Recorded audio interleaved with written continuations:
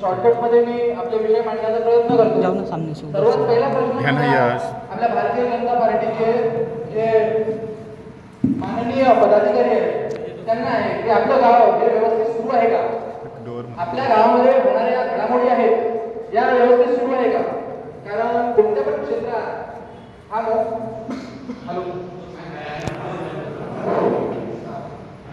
कोणत्याच क्षेत्रात आपला मोहाड हे समोर नाही, म्हणजे मागेच आहे. प्रत्येक क्षेत्र, एज्युकेशन, मेडिकल फॅसिलिटीज, त्याच्यानंतर स्वच्छता म्हणजे काहीच नाही. नाव मात्र स्वच्छता नाही असं आहे. आपण जर फिरलो ना गावामध्ये, आपण 87 लाख रुपयाचा ठेका दिला आहे.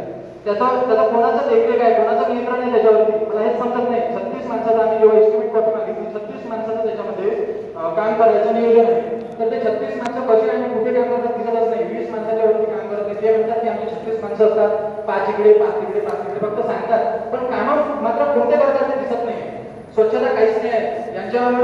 जसं आता शाळेची सुद्धा सफाईचं काम आपण त्यांना दिलं आहे, कारण तिथे कुठच्या शाळेमध्ये चपराशी नाही आहे.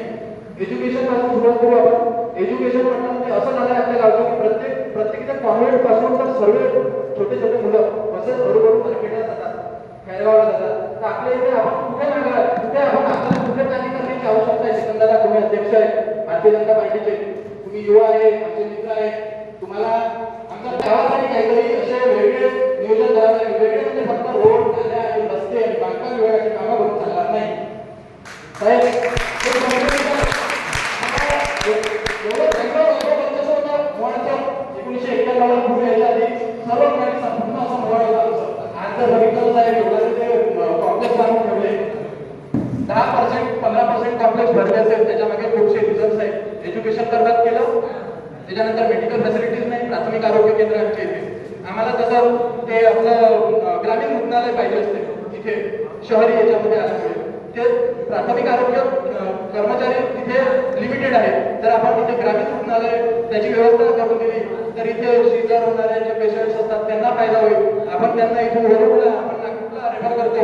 या सगळ्या गोष्टींचा आपण खूप म्हणजे इथले मेडिकल फॅसिलिटी म्हणजे सुविधा काहीच नाही आहे. जर आपण शहर म्हणतो आपल्या गावाला तर सुविधा नाही आहे इथे.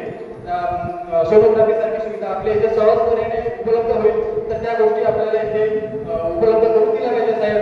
माझं नम्र निवेदन आहे तुम्हाला, असं म्हणजे आपलाच समर्थक आहे अशातला भाग नाही आहे. आम्ही आता काही मुलं, मी आपले विश्व हिंदू परिषद बजरंग दलाचे जे आपले कार्यकर्ते आहेत त्यांचं खूप अभिनंदन आणि स्वागत करतो, कारण तुम्ही खूप चांगला मला साथ देत आहे. आपण हे लढा आपल्यासाठी लढत आहे. आपल्याला खूपशा गोष्टी गावासाठी करून दाखवायचं आहे. काही गावचे लोक आपल्याला नावं ठेवत असेल त्यांना ठेवू द्या, त्यांच्याशी आम्हाला काही घेतलं नाही. पण जे लोक माननीय लोक आपल्या गावातले त्यांनी एकत्र येऊन काम करायची आवश्यकता आपल्याला. कारण मोहाड नगर परिषद साहेब विकास काहीच नाही तिथे, आणि जे कागद सुरू आहे एकदम निकृष्ट दर्जाचे सुरू आहे असं म्हटलं तर हरकत नाही. 200 मीटरचा रोड आहे, अर्धाच मानला जातो, 100 मीटर मानला जातो. तो 100 मीटरचा रस्ता कधी कंप्लीट करणार आहे? एक रस्ता असा आहे 120 मीटर 130 मीटर जशी लांबी असेल, तर तो 100 मीटरचा बनवून ते 20 मीटर कागद सोडला आहे. मग तो 20 मीटर तुम्ही बनवणार कसे, त्याला लोक लागणार कसे, तो रोड कसा कंप्लीट होईल हे मान्यता मिळवून देण्याची तुम्हाला कोण आहे? जर आपण असे रोड बनवत झाला, कामं करायची असेल गावामध्ये तर चांगले कामं करायचे आणि हात जोडून आणि मी तुम्हाला असं म्हणजे हे नाही, आम्ही तुमच्या समर्थकच असतात, आम्ही तुम्हाला पूर्ण सपोर्ट करू, पण गावासाठी खूप काही करायचं बाकी आहे. आपल्या इथल्या राजकारण्यांनी पूर्ण गावाला गावून ठेवलंय. मला सांग, मला राग करायला चालेल, माझे सगळे मित्र बसले, पण काबर असं बोलत त्याच्यामागे कारण आहे. आपली प्लॅनिंग नाही आहे, आपली प्लॅनिंग नाही आहे साहेब, ते काहीच प्लॅनिंग नाही.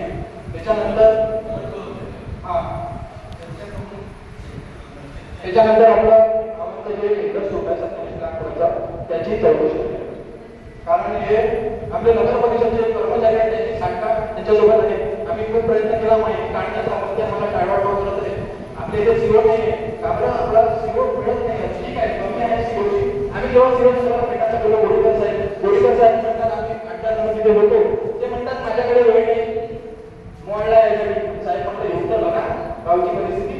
ते म्हणाले माझ्याकडे वेळ नाही, तुमच्या कंप्लेंट माझी कंप्लेंट करून टाका कलेक्टर साहेबाला आणि मला चार्ज काढून घेऊन द्या. जेव्हा त्यांच्या पॅकेट जातात त्यांच्याकडे पर्सेंटेजचे, तेव्हा ते लोक नाही म्हणत नाही, पर्सेंटेज घेतात ते लोक नाही म्हणत नाही, पण आमच्या इथे यायला त्यांना त्रास होतो, त्यांच्याकडे त्यांना सांभाळलं जात नाही, पेट्रोल नाही 3-4 हजार.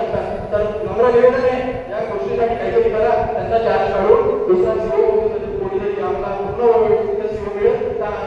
त्यांच्या समस्या आमच्या सर्व समस्या त्यांना मांडू शकतो आणि आपला त्यांनी ताईने सांगितलं महिला बचत गटातून आपण काही रोजगार त्यांना देऊ शकतो तर निश्चितच त्यांना एक रोजगाराची आपण संधी दिली पाहिजे त्यांना उपलब्धता करून दिली पाहिजे आणि ते आपलं खूपशे असे मुद्दे आहे आता त्यांनी संदर्भाबद्दल सुद्धा बोलले माझं बोलणं झालं होतं मी सोबत माझ्या या सगळ्या गोष्टींवर कालच ते अरुणाजी ठाकरेसोबत त्यांच्यासोबत पण बोलणं झालं बावनकुळेजीसोबत पण बोलणं झालं पण फक्त चर्चा तिथपर्यंतच राहायला नको त्याच्यावरती काहीतरी झाला पाहिजे आणि आपल्या इथे जर ऑरेंजच्या गोष्टी आणि मला तरी असं वाटतं जेव्हा मी त्याच्यात अभ्यास केला की होईल जे आपण कंपन्या आहे पतंजली सारख्या एखाद्या कंपनीसोबत टायअप करून त्यांच्यासोबत बोलून आपण त्यांना काय पाहिजे जागा वगैरे पाहिजे तर आपण त्यांना अवेलेबल करून देऊ शकतो आपल्या इथल्या ऑरेंजला आपल्या इथल्या शेतकऱ्यांना व्यापाऱ्यांना चांगला आपल्याला प्रोत्साहन देता येईल एवढंच मला करायचं आहे अजून भरपूरशे मुद्दे आणि रुग्णालय साहेब रुग्णालयात आपल्याला इथे ग्रामीण रुग्णालय पाहिजे त्याच्याबद्दल थोडं